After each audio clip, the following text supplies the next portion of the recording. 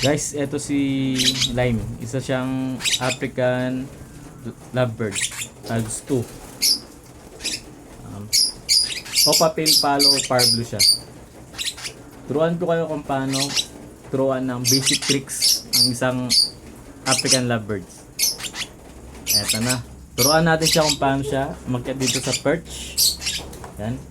Tingnan niya na. Basic lang to, basic. Basic, isa sa mga basic tricks na alam ko. Nandito, una, turo niyo itong perch.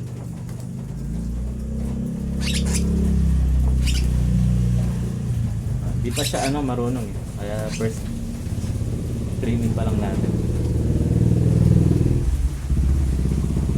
Tapos, babagayin natin. Dito, baba. Dito. Akyat ulit. Akyat. Harap dito. Yan. Hanggang sa masanay siya. Paulit-ulit lang. Sarap dito. Pangalan niya Lime. Yan. Dito. Dito.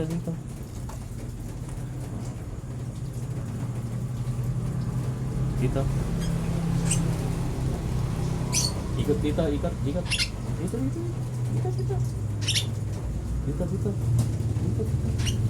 Yan. Dito, baba.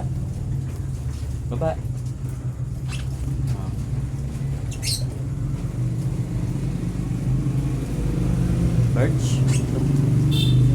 Ikot dito.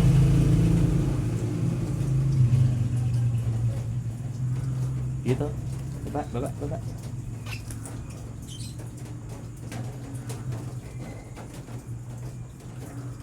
Dito naman, akyat. Perch. Harap dito. Ganun lang kasimple guys. Yan. Baba.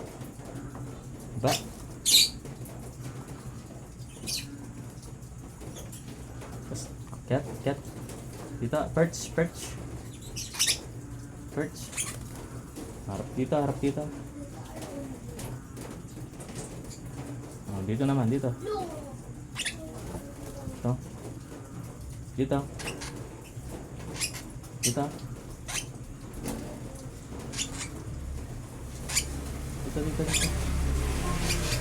Dito.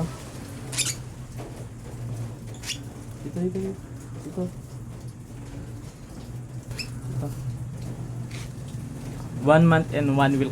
1 week pa lang siya guys. 1 month and 1 week.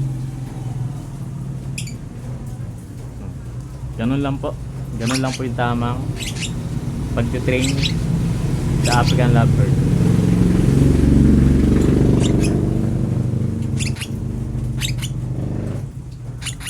Ganda niya na. Isa siyang par blue o papel follow.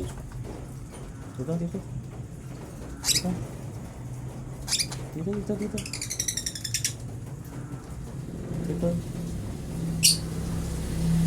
Tingnan niyo guys.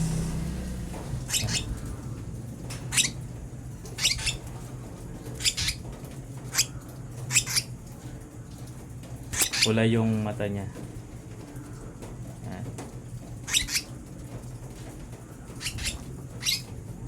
Okay guys. Yun lang po.